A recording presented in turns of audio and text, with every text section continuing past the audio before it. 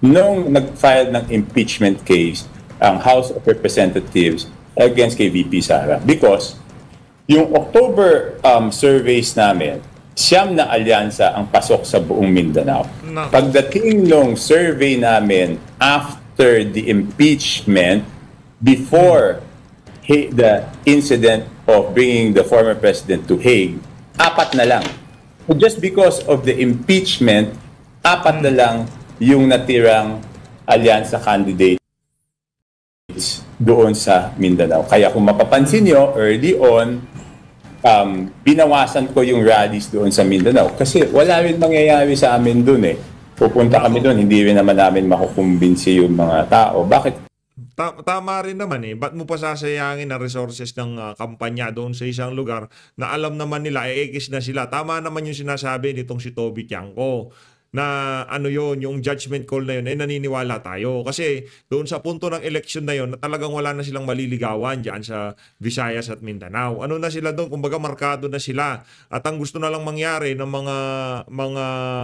mga kababayan nating taga Visayas at Mindanao, turuan ng leksyon itong administrasyon ni Marcos Jr. Pakita nila na talagang pagka binangga mo ang mga Duterte, may kalalagyan ka talaga. At yun naman ho ang ating nakita. Dapat ho sana wag na silang magsisihan dito sa isang to. No, kasi wala rin naman hong kahinatan, wala rin naman hong kapupuntahan yan. Dahil tapos na eleksyon.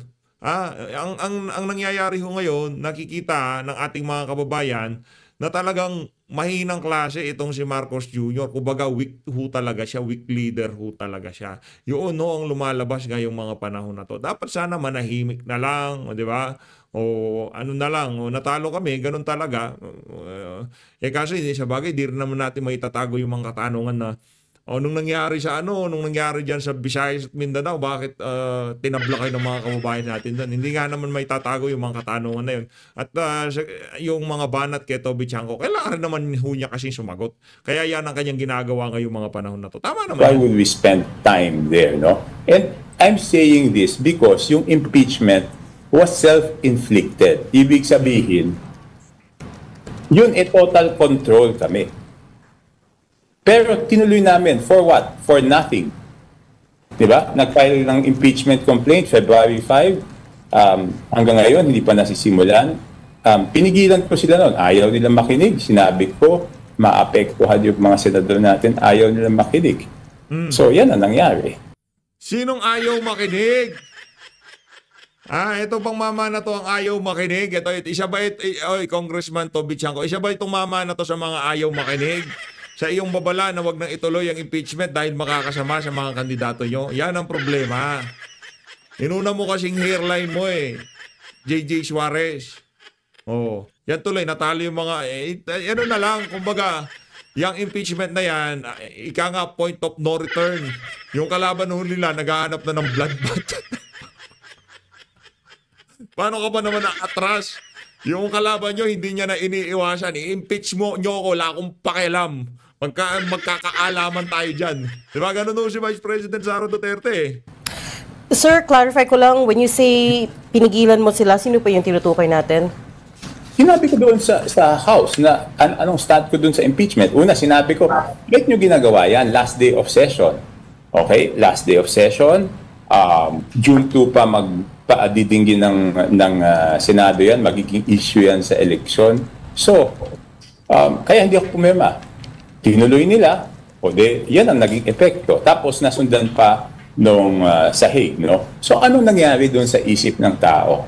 Ang nangyari sa isip ng tao, masyado nating pinupunterya, di ba? Masyado nilang pinupunterya. Ibig sabihin, una yung anak, inimpeach mo, tapos yung tatay na padala sa Hague. Pero yung pagpadala sa Hague, there are circumstances external to us, beyond our control. Diba? So, hindi mo pwedeng sabihin na yan ang reason. Ang talagang pinagsimulan yan is yung impeachment na pinipigilan ko silang gawin. Pero sa napinigilan po, merong nagkaroon ng excuse itong si Boy Toby Tiangco. Kung sakaling matalo man kami sa eleksyon, Meron akong dahilan. Anong dahilan? Dahil yan sa impeachment ni VP. Sabi ko naman sa inyo, di ba? Maaapektuhan ang kampanya natin din dyan sa gagawin nyo na. Tinuloy nyo pa rin. Ayan, tuloy na pala natin. Sino sisisihin? Tayo dito. Si Toby Chanko, kinuha yung maging ang tawag dito, maging campaign manager. Ang sinasabi ko natin dito, hanggang saan ba naman ang kayang gawin ng campaign manager? Bakit to ang PDP laban? 'Di ba? PDP laban, wala ho silang malaki ang mga sorti. Ang meron lang sila mga matitinong kandidato. 'Di ba? Meron lang ho silang matitinong kandidato at yung ibang mga matitino hindi lang ho sila pinalad pero matitino ho sila. Di hamak na mas matino yaang mga yan diyan sa mga nanalong kagaya nitong si Soto at nitong si Lacson. Yung banat na yun ni Soto, walang kwenta yun pagka kung sakaling nanalo itong si Attorney Vic Rodriguez, mas matindi ho ang kanyang mga litanya dyan. Yun ang ating sigurado dyan. Kaso natalo lang ho. O nadaya. O kung ano man ang nangyari dyan sa election na yan. Ang issue dito, nasa packaging. Yun ang problema. Nasa packaging.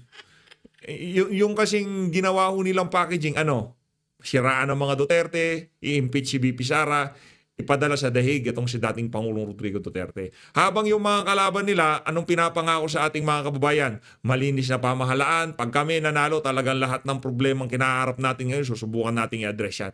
Sila nakafocus lang ho sila doon sa ayuda, sa 20 pesos na bigas.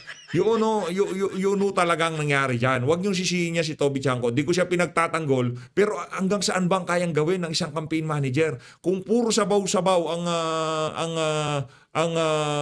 mga kandidato, ay ang tawag dito, yung nag-i-endorse ng administrasyon, wala ho talagang mangyayari. Sinubukan po niyong pigilan yung liderato ng Kongreso. Ano po ang sagot sa inyo kung bakit nila itutuloy o tinuloy nung panahon yun? Okay. Alam na nila yung stand ko tungkol dyan. Kaya nung huling meeting, hindi na nila ako sinama dyan sa usapan ng impeachment. So anong ginawa ko? Hindi ako pumirma. Pero alam nila yung stand ko dyan. Ever since before, I've been very clear about my stand on the impeachment. No? Congressman, merong story ngayon from the House Sabi nila, I think it's in reaction to what you said, Sabi nila, 86% daw of the congressmen who signed the impeachment complaint, nanalo naman. Ano pong masasabi niyo ron? Okay, iba ang national, iba ang local politics, Correct. iba ang national politics, no? Ang local politics is based on the performance ng iyong representante, no? Ang national politics is based on perception. Yun. Yan ang mga pagpapaliwanag. Malaki yung kaibahan ng local at national politics. Malaki ho mga kababayan. Pagka ikaw galing sa mayamang pamilya kagaya nitong ano pangalan to? Yung si Ortega, kahit wala kang ginawa pagkabata mo, di ka nagtrabaho, kung ano mang ginawa mo sa buhay mo, nag-6 ka lang. Naghalik-halik ka lang dyan sa House of Representatives, iboboto ka kasi yun na sikat na pamilya. Yun ang kumbaga yung nakasanayan ng mga tao. Yun naman ho ang mentalidad na kailangan mabago na sambayan ng Pilipino. Kung gusto natin magkaroon ng tunay na pagbabago, medyo diskumpiyado pa tayo doon sa nanalo yung mga ganito, nanalo yung mga ganyan. Nanalo yung mga congressman na pumirma sa impeachment. Ano ho yan? Kumbaga medyo shady medyo sketchy kung tawagin. Hindi nga tayo sigurado kung nabilang ng tama yung mga boto, paano natin masasabing nanalo talaga yung mga hunghang na yan. At yung pagkapanalo nila, talagang napakanipis. Gabuhok lamang ho yung difference, 500, 1,000, 2,000, ganun lang ho mga kababayan. Do alam naman natin sa local, yung 1,000, 500, napakalaking bagay na ho yan. Sa totoo lang napakalaking bagay na ho yan. Pero base doon sa ating nakitang resulta, hindi ho sila nanalo ng malala yung agwat sa mga kalaban nila. Nanalo sila sa kakarampot na lamang laban sa mga kandidato na sumusuporta kay Vice President Sara Duterte. Anyway, tapos na rin naman yung usapan dyan sa House of Representatives. Di na rin naman relevant yung mga walang yan. Punta na tayo sa Senado. kung sino, pag-usapan natin kung sino yung mga nanalo dyan sa Senado. Dahil dyan magkakaroon ng blood. Okay, so ibang-iba yon. Okay. At yung sinasabi, okay, bakit ba nila kailangan gawin? Hindi ko maintindihan kung bakit nila kailangan gawin. Ngayon ko lang natuklasan na yung aking duda nung unang-una pa lang kung bakit nila pinipilit yung impeachment na yan ay tama. And it was because of the conditional release. Sir, could you continue that? Conditional release ng... Di ba, okay. Di ba saan ba nagsimula yung problema ng administrasyon? Nagsimula yung problema ng administrasyon nung hindi nila sinunod yung budget ng Pangulo. Ang nangyari, hindi nila sinunod, ang dami-dami lang ginalaw. Later on, nagpasa sila ng budget na ayaw ng Pangulo. Okay? Ngayon, because of lack of time, hindi na veto lahat ng mga hindi dapat